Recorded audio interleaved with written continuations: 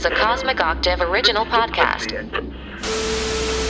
Me and Jake running down the street with a handful of comic books, kicking ass and banging chicks and drinking booze No, not and me. smoking Not weed. me. I'm married. Yeah, well, I'm married. Jake. Can't do that. Yeah. Off panel, off topic with Jake and Tyler. What up? We both just screamed into the mic. Shit. What up? It's your boy. T-Bird, Tyler Allen. Oh, we're not Yeah. doing last names. Oh, yeah. Sorry. Yeah, it's Jake. That's Tyler. You heard him. What's up? It's episode 254. It's a quickie. A nooner, if you will. This is we've only got 15 minutes before everybody comes back home. We got to knock this one out. So, yeah, it's a quickie.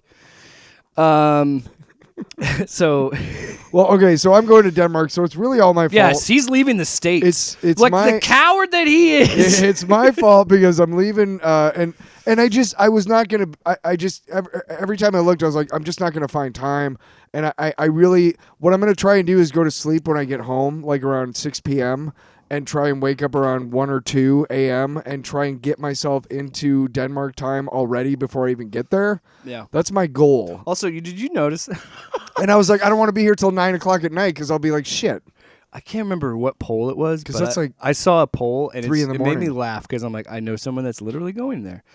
But Denmark has the worst opinion of America. Like, there was the chart was like their opinion of America. Well, he tried to invade Greenland, which is totally understandable. That's what I'm saying. I get it, but I just think nation, it's bro. funny where like you're going to the one country that hates us the most right now. Well, hates one person the most. That's why I'm a little bit worried about trying to come back. I'm worried about getting back to the States. My brother told me, he's like, if you can't get back in and you're kind of a limbo, and I know people in Canada, so if I have to go to Canada, I will. But I just, first thing I'm going to do is you'll be fine. When I fly, they recommend, like I should be telling this on a fucking podcast that's going out to all the AI fucking flock cameras all fucking over the place.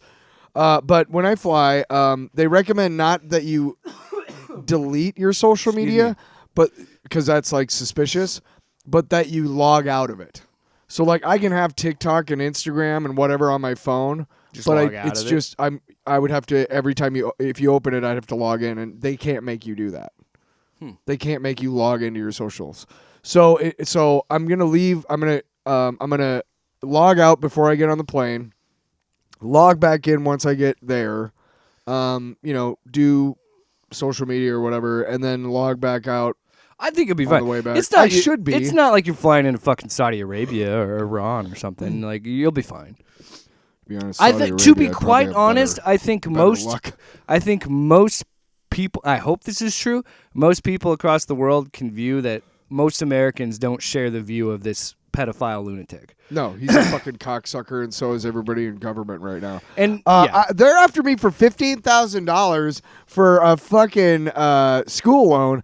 Meanwhile, they just approved $1 billion of taxpayer money for Trump's new ballroom. By the way, I want to remind you that the original one, which is supposed to cost $400 million, was fucked up so badly that they can't build where they wanted to. Also, nothing can ever be built there again. Also, that $400 million is just gone. Nobody knows what happened to it. The contractors never got it. It's just gone. So anyway, with all that being said, Tyler's going away.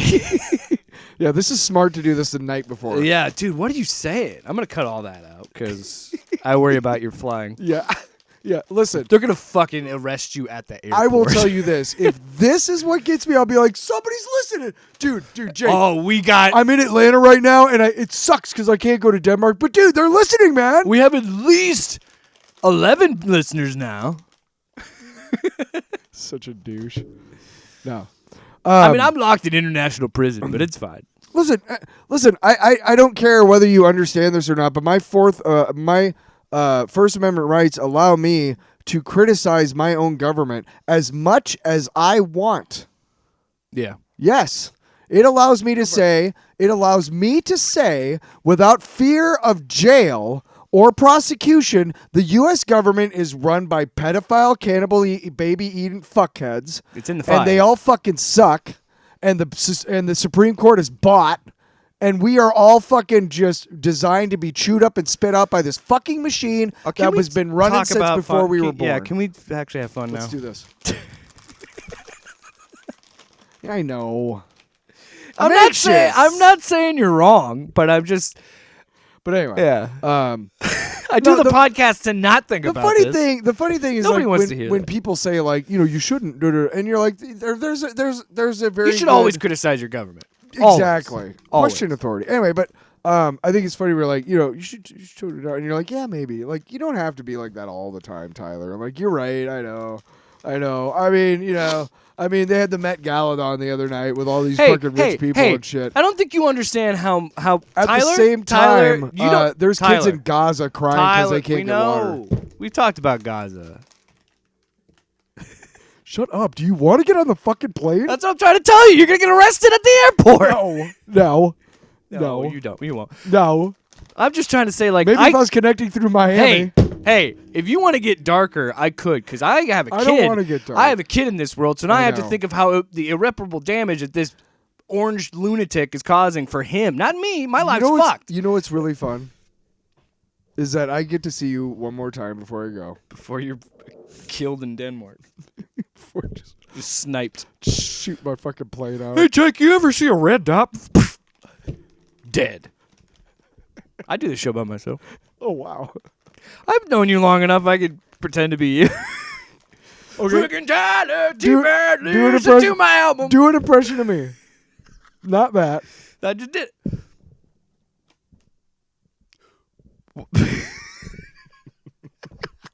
It's not like it's Didn't expect to Jesse get or called on Arnold. this. Yeah. Like I could just pull You're it out of not my really head. like, Like that's the. you're not really like. There's no accent though. There's like I'm sure that if somebody outside of the Midwest heard us, they probably think that. But I don't think I could do an impression of you either. Honestly. it's weird. Yeah. It's weird. I Like, can get your mannerisms and shit like you could with me. Yeah, but it's still not the same. I know you too well. Luke and I sound so similar. I could do that with Luke, but you and I's voices are so different. That's why we do a podcast together. That's why we do it. But so, where's I don't have Sounder? any shit for you. Oh, You're running off to Denmark. Oh, I'm running going off to be to Denmark, Danish. and you're going to be an asshole. I'm a Danish national now. Okay, so real quick question: are you going to get a Danish when you're there? I actually Is have that a fun common joke. for that? I have a fun joke for you. That I thought it would be funny. What I was asking myself, what could I say when I get off the plane in Denmark to immediately get expelled from the country? Could I have a Danish? And I think this would be it. Hey, we learned in school that as soon as you get off the plane in Denmark, you get a complimentary Danish. Is that true? Get back on the plane. I would say I respect it. It's I'm ballsy. I don't take no shit from anyone. Wow. that's what that's what impressive. you'd say, and then they'd say Misery, misery, misery. That's what you've chosen. Okay, so that is your back, and they break your back. you have the farmer one on there? Oh, here's a couple of acres. No, I don't have that one, but I have that one. Could I speak to the drug dealer of the house, please? That's okay. What's So, it like? what do we got? What's it like to live in the Midwest? Can you be cold, Batman?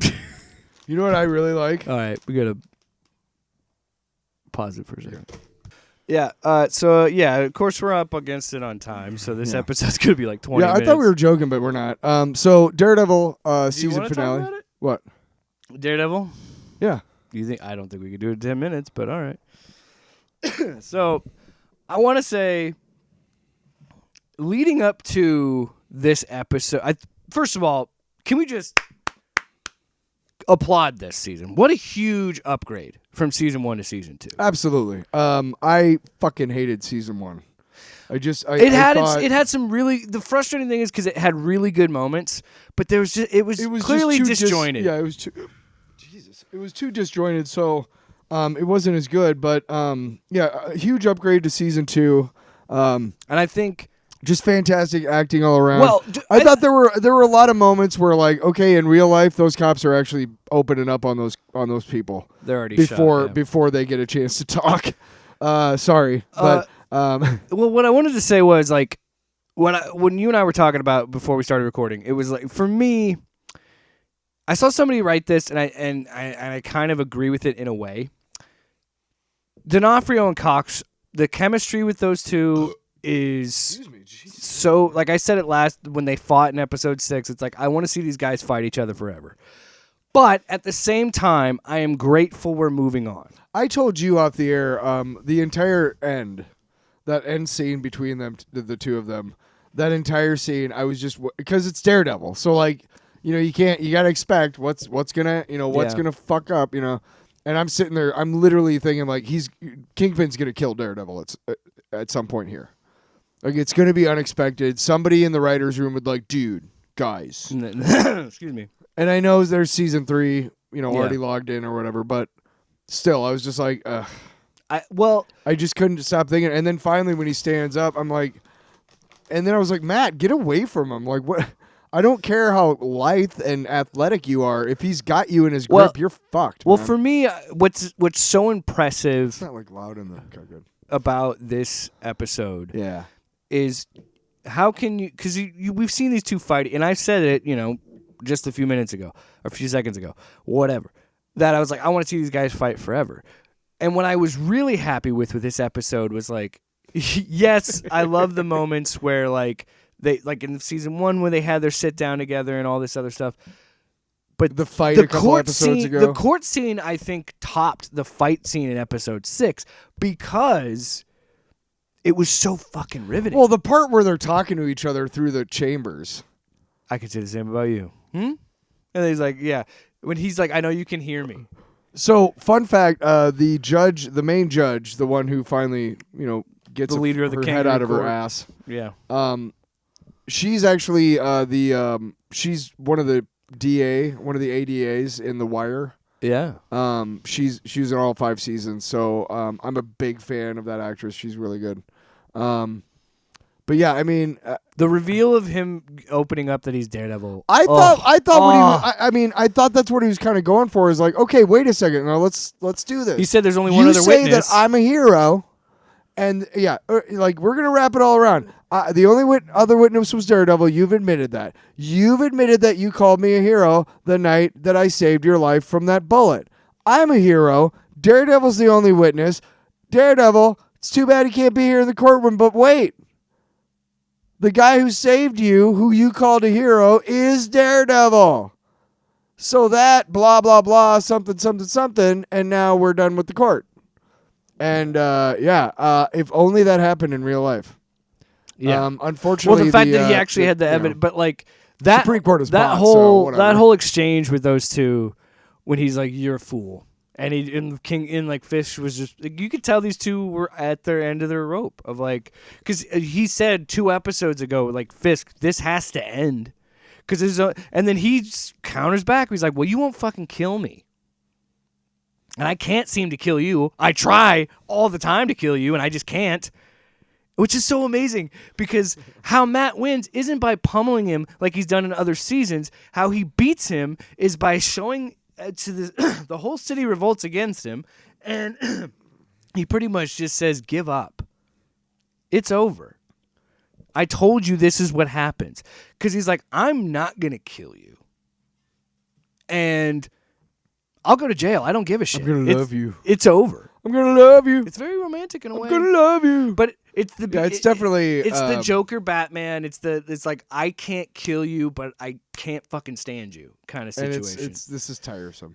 Yeah, and I think the writers understand where fans are probably at. They're like, okay, let's take a break. Let's try and let's take a whole new different direction. Let's put Matt in jail. That's in the comics. That's a fun storyline. Who knows if he interact? I wish some brave hero would have stood up in that writer's room and said, Heather Glenn has got to be Typhoid Mary, and there is no compromising But that this. scene was still great. Her putting the mask on and then her reflection being her. Like, oh, come on, dude. That was good. That was good shit. I will give tons of credit to the actress. I can't. But I will not. Look. Can I say something? Been around for what, 5 years? Can I say something? Fuck off. I am willing not to you. accept that Daredevil is possibly not in the Spider-Man movie, but given what we've seen in the trailer, given how this ends, I feel like Spidey might be busting Daredevil out of the jail to fight the Hand. What did you feel? How did you feel about Luke Cage showing up? Loved it. I knew he was going to be... I thought that, okay, he wouldn't actually show up until season 3 because I know he's in season 3. But I was like, oh, cool. Like, they even teased him here and set it up. I'd be remiss if I didn't applaud them for, like, giving us a hallway scene with Kingpin. They're like, let's do our... I got to give him credit, man. Every single time there's a hallway, I get giddy because these guys, like... No, like Daredevil fans should be, because they have found ways every single season to reiterate on that idea and make it unique. And having Kingpin and Daredevil have hallway scenes back to back simultaneously, that was so fucking cool. And then White Tiger just hops in to join and help him fight Jessica Jones and just kicking people up, throwing people up against the wall and shit. Kingpin snapping dude's spines around corners, man. When he opens the door and goes, boo, and punches that guy in the face, I'm like, I fucking hate this guy, but it's so cool. Hey, let's give a big shout out to Hawkberg finally getting his due when he like just gets punched in the throat. Yeah. Don't ever touch me again. So do you think Buck dies? It has to be, right? He got shot in the gut and there's no medical attention. Like he's got to be dead. Or they're going to turn him into some other character for season 2. They don't resolve that thread. And I want to wrap it all up. How this ends. Fisk is extradited, so he's off. He's somewhere. He can't come back to the U.S. All his assets are frozen. He's got nothing. He's off on a beach somewhere. Matt gets locked up. People online are complaining because they're like, how could Kingpin kill all these people and get away with it? I'm like, have you watched the news? Rich people don't get punished in this country. One. 2, it's fiction. Shut the fuck up. Yep. 3, read a fucking comic book. Yeah. 4, if he wanted to and he has the money to pay the lawyers to get enough lawyers to say this bullshit, if he wanted to, he could probably get off on self-defense on every one of them. Yep, because they stormed a federal building and they attacked a federal official. He was in fear for his life. That's another great point. And the whole but that's the thing. You're missing the point of the character. Daredevil's fight against injustice is endless. He gets locked up because the system is broken, because Fisk can do all the things that he did and get and be extradited on a beach somewhere, while Matt, while he was against the law and wrong, was doing it for righteous reasons, he still ends up in jail because he doesn't have the money Fisk has. And that's the fucking point. That's always been the point of him being the devil of Hell's Kitchen. He fights injustice at night because he can't always get it done in the courtroom. Yeah. Fucking read a comic book. Come on, man. God, it just frustrates me. And if you think, or you can't accept that ending because you think it's too far-fetched, you could kill all those people and get away, fine. Sure. But I also want to remind you, we're in the same fucking universe with Iron Man and Thor and Spider-Man. Who cares about realism? It's comic books. You know what I mean? Suspend your disbelief if you dare. This devil. It's literally a blind lawyer fighting this giant man. Yeah. Hello. Yeah, who is way stronger than he should be without superhuman strength, but not being superhuman. Yeah, somehow. He squished a man's head like a pumpkin. Okay, he took a door and smashed it so much a guy's head fell off. In the comics, it's really not explained. More than anything, the way it's kind of always been explained is that he's enormous, like not fat but just big. Yeah, which I think they did a really good job in the show. But he's not like yoked, but all of it is muscle. You know what I mean? He looks fat. All the fat is all muscle. Yeah. And that's where, that's how it's explained in the comics. I want to give know. the Daredevil movie its due, because Michael Clark Duncan was actually a really solid choice, because he had the size and the physicality of Kingpin, and he had that fucking commanding voice. And I loved him as Kingpin. I would have loved to have seen him. If he didn't pass away, I'd love to see him get a shot. Fuck yeah, dude. That being said, you can't take away from D'Onofrio. He has no superpowers. Most of his bulk is muscle rather than fat, and he has trained in unarmed combat disciplines, including sumo wrestling. Plus, I mean, so he's basically a man guy that size. Punching you with full force would throw you into a fucking wall. I mean, that's just dislocate your neck. Yeah. I I mean, given the size of some of those dudes, I mean, it's very believable that he could bend them over a corner and snap their spine. But I kind of like seeing Kingpin completely unhinged, and we finally get to see this villain. I'm wondering what they're gonna do with him. D'Onofrio has been saying for the longest time it's a rights issue, but he's been like, I want Spider-Man. And I think that Charlie Cox wants to move on. He had to address a couple things. We got 2 extra minutes. He had to say that he's like, I've been told that my focus with Daredevil is Born Again. Yeah. That's it. Yeah. Of course, because that's what he's told to tell the media. Yeah. I am fully willing to accept that he's not in Spider-Man. Sure. I could see that happening. But to me, it just screams too much of No Way Home, of that shot of the other Spider-Man attacking, where you're like, it feels like some other person should be here. I just think in that final shot where he's going after ninjas that look like the Hand, there's someone else there. And that would not be Frank Castle. To me, it's it's the perfect timing. You have this street level movie coming out, which arguably the last one before a string of cosmic fucking crossover movies.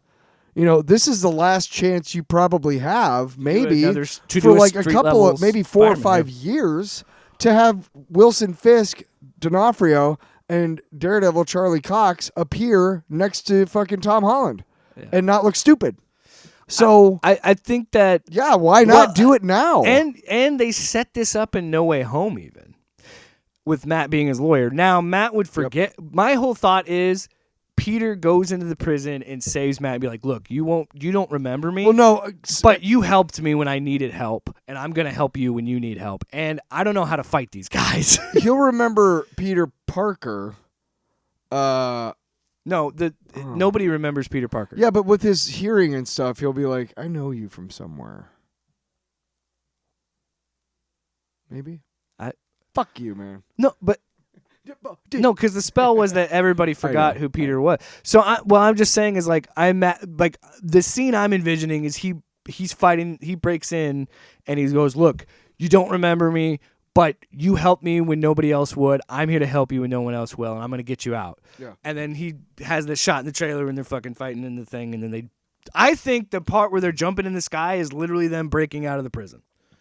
You don't think Punisher helps? And it might not even be him, or it could be, if it's the prison, I hope it is, because then it's just fucking Matt in his fucking orange jumpsuit fucking fighting these guys. But I imagine it. You like watching people fight a lot, don't you? Yeah. I'm saying, here's the opportunity too.